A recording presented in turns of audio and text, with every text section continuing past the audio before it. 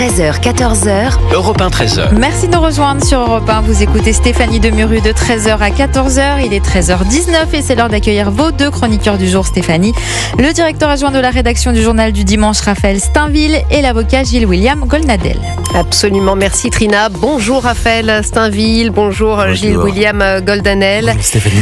On va évidemment revenir sur cette actualité dramatique à Nantes, puisqu'il y a encore et toujours beaucoup de questions sans réponse, une immense tristesse toujours qui domine après l'attaque au couteau hier qui a tué une adolescente, blessé 3 autres camarades dont heureusement l'un d'entre eux était entre la vie et la mort mais va mieux depuis ce matin.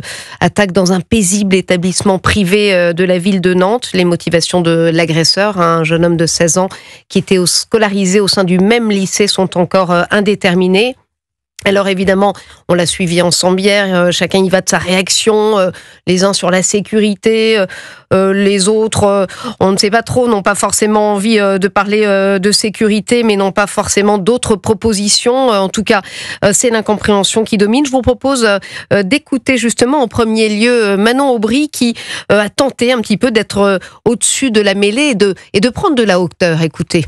On a quand même Bruno Retailleau qui se comporte un peu comme un vautour, et moi j'ai pas envie d'être un vautour ce matin. Je pense qu'on est au moment du recueillement, qu'on est au moment aussi d'un peu d'unité nationale quelque part autour de ces jeunes et de ces adolescents. Il y a manifestement un problème psychiatrique, psychologique pour ce jeune. Il y a un sujet psychiatrique de toute évidence. L'eurodéputé de la France Insoumise qui réagissait aux propos de Bruno Retailleau qui appelait à la fin d'un laxisme, un changement de société. Raphaël Steinville, ça vous évoque quoi ce type de réaction? Est-ce que d'une certaine manière elle a quand même raison, Manon Aubry, de vouloir prendre un peu de hauteur aujourd'hui, ou elle est à côté de la plaque? Ce qu'il y a, c'est qu'on ne peut pas se contenter d'être dans l'émotion. Il va bien falloir qu'on essaye d'analyser les raisons qui poussent un jeune à commettre ce genre de drames qui aboutissent à ce que des familles soient aujourd'hui endeuillées. Bien sûr qu'il y a un ensauvagement de la société, mais encore une fois, en rester là n'est pas suffisant. Il y a une détresse, un désespoir dans la jeunesse, un endoctrinement aussi d'une partie de cette jeunesse très sensible à des discours apocalyptiques des fins dernières où finalement on aurait l'impression que la terre, si nous ne faisons rien, risquerait de périr, qui conduit peut-être des jeunes à ce genre d'actes désespérés. Mais encore une fois, c'est vrai que c'est délicat de s'exprimer sur ce sujet. Le procureur n'a pas encore à 18h ce soir n'a pas encore parlé. On a les témoignages d'un certain nombre de camarades de ce jeune garçon qui a commis ce crime. Mais ce qui est certain, c'est qu'on est face à une société qui est désespérée, avec une jeunesse qui est de plus en plus sensible à cette éco-anxiété. Et les politiques sont dans leur rôle de se poser des questions, bien même sûr. Si en effet tout le monde est dans l'émotion et on n'imagine même pas ce que les parents peuvent vivre actuellement. Gilles-William Goldnadel, vous avez écouté toutes ces réactions. On va aller évidemment dans les propositions, les détails, mais qu'est-ce que cela vous évoque? Contrairement à Madame Aubry, je pense pas qu'elle le prenne de la hauteur en utilisant le mot ce mot d'oiseau de vautour. Elle a essayé en tout cas de prendre de la hauteur. Oui, c'est vrai. Les propos du ministre de l'Intérieur n'avaient rien d'inapproprié. Lui avait de la hauteur. Il n'était pas dans un discours politique. Il était désespéré de la désespérance, du manque d'autorité, de toutes choses qu'on ne peut que constater. Pardon, il y a 30 ans, ça n'existait pas. Il y a 30 ans, les gens n'arrivaient pas, professeurs ou les élèves, ça n'existait pas. Donc on est bien obligé de se poser la question. Certains vous diront, Gilles-William, qu'il y a toujours eu de la violence dans les écoles. Alors peut-être pas des couteaux, mais des... Mais j'ai connu la violence dans les écoles. Oui. Croyez-moi, je l'ai bien connue. Mais ça, pardon, c'était pas un coup de couteau, c'était un coup de poing. Ça fait une petite différence. C'est certain. Donc, l'explication psychiatrique n'est pas du tout à exclure, mais il se trouve que nous vivons dans un monde de fous, et comme l'a rappelé mon excellent contradicteur, il y a une désespérance qui est travaillé par certains politiques. Quand je vois Sandrine Rousseau s'exprimer ce matin, Oui, mais attendez, chez nos confrères de Sud Radio. elle parlait. Qui parle d'écocide? Qui parle d'écocide, sinon justement elle, et depuis des années, mettez-vous à la place des jeunes. Un jeune de 15 ans aujourd'hui, c'est pas comme un jeune de 15 ans d'il y a 20 ans. Il est plus politique au sens très large et c'est vrai, on les désespère par un discours désespérant.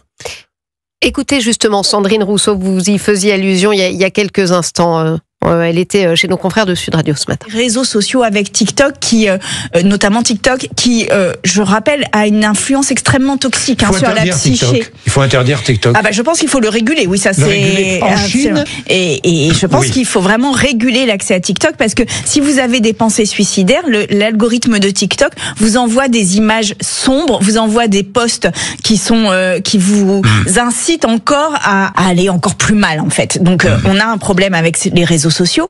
Alors, au risque de vous étonner, Raphaël Steinville, je suis assez d'accord sur ce point. Ça n'explique pas tout, mais je suis assez d'accord avec Sandrine Rousseau. TikTok est un fléau. Vous avez des élèves dépressifs qui ont des algorithmes qui les ramènent à limite le mode d'emploi pour se suicider. C'est peut-être pas la réponse en l'espèce, mais quelle est votre réponse ? Non, mais d'abord, ce que je constate, c'est que face à ce drame, on est à la recherche de boucs émissaires. Alors, d'un côté, c'est les couteaux, de l'autre, ce seraient les réseaux sociaux. Tout ça est partiellement vrai. Bien sûr que les réseaux sociaux, TikTok, via les algorithmes, enferment des jeunes qui seraient déjà sensibles à un certain type de discours dans une lecture de plus en plus radicale. Pour autant, je pense que ce n'est qu'une partie de la réponse. C'est-à-dire que les discours en soi qui sont aujourd'hui portés dans la société et qui sont relayés après par les réseaux sociaux participent et conduisent finalement à ce genre d'actes. Je le disais hier déjà, mais je pense que l'écologie politique aujourd'hui telle qu'elle est défendue est devenue un nihilisme où finalement l'homme, la femme, l'humain est devenu un problème qu'il faut presque combattre, et parfois dans les écrits, et notamment c'est ce que l'on peut percevoir dans le manifeste de ce jeune homme qu'il a publié hier avant de commettre cet acte, on a vraiment le sentiment que c'est la société, c'est l'homme en tant que tel qu'il faut pouvoir abattre pour pouvoir préserver la nature. Gilles William Goldanel. Non, mais il n'y a pas de doute que l'usage intensif des smartphones n'a rien de bon pour les mômes. On n'a pas besoin de Sandrine Rousseau pour ça, mais TikTok mais quelle réponse? Parce qu'il n'y a pas de réponse. Je suis désolée, mais sur ce point que font les autorités... Non, mais excusez-moi, ce sont peut-être les messages... En Chine, ils les limitent. Le TikTok est limité en Chine, et en Australie aussi. C'est possible, mais ce sont peut-être les messages de Greta Thunberg sur TikTok qui sont pas bons. Moi, je veux bien qu'on supprime le message. Vous n'allez quand même pas lui couper le sifflet, vous. Le défenseur de la liberté d'expression, c'est difficile. Non, mais c'est bien. Oui. Non, mais pardon. Le pauvre môme, il était désespéré par l'écocide. Qui a mis dans la tête des mômes que la planète était foutue? Sinon, justement, des personnes comme Greta Thunberg, dont l'équilibre mental ne me saute pas non plus aux yeux. On y revient dans quelques instants. Je vous ferai écouter Stéphane Clerget, puisque vous parliez de cette jeunesse qui est différente d'il y a 20 ans. On l'écoutera et puis on passera aussi au pape à Rome, puisqu'il se passe plein de choses à Rome. Il est 13h28, la suite d'Europe 1 13h. C'est dans un instant avec Stéphanie Demuru sur Europe 1. Vous l'avez dit sur Europe 1. Wow, ça, c'est une journée qui commence bien. Oh, mais carrément. T'as une très belle voix, donc c'était déjà un cadeau. Oh, quel charmeur. Je suis hyper contente d'être à l'antenne. Et je voulais vraiment dire aux gens que l'accueil que vous faites est très sincère. C'est incroyable, vous êtes une sacrée équipe. Quand on parle avec les gens, c'est merveilleux. C'est vraiment plus qu'agréable, on peut pas faire mieux là. Merci à votre équipe et merci Europe 1. D'écouter Europe 1, la radio libre. Europe 1, la radio libre.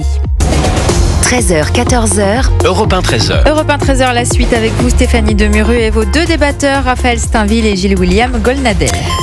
Et oui, Trina, avant de venir sur cette ferveur populaire et politique, et évidemment ce qui va aussi se tramer sur le plan diplomatique à Rome, je vous avais promis de vous faire écouter Stéphane Clerget, c'est un pédopsychiatre qui était l'invité de Pascal Praud ce matin, et il disait en substance ce que vous disiez, Gilles William Golnadel tout à l'heure. Bien. Écoutez. On peut considérer que si certains jeunes sont de plus en plus violents, ça peut être lié aussi à la violence sociétale d'une manière générale. Et puis, bien sûr, se pose la question de la prise en charge de la jeunesse aujourd'hui. Finalement, est-ce qu'ils sont aussi encadrés qu'ils l'étaient autrefois ? Parce qu'en dehors des parents, qui prend en charge ces jeunes qui sont quand même assez souvent isolés devant leurs écrans. Donc c'est pas devant son écran qu'on va apprendre à régler les problèmes, à vivre ensemble. Donc oui, il y a des évolutions sociétales qui peuvent expliquer des passages à l'acte chez des adolescents psychotiques encore plus sensibles que les autres jeunes à la violence de l'environnement. Gilles William, c'était dans le fait que la jeunesse était différente d'il y a 20 ans. Est-ce que vous êtes d'accord avec ce diagnostic du psychiatre ? Elle est différente à beaucoup d'égards.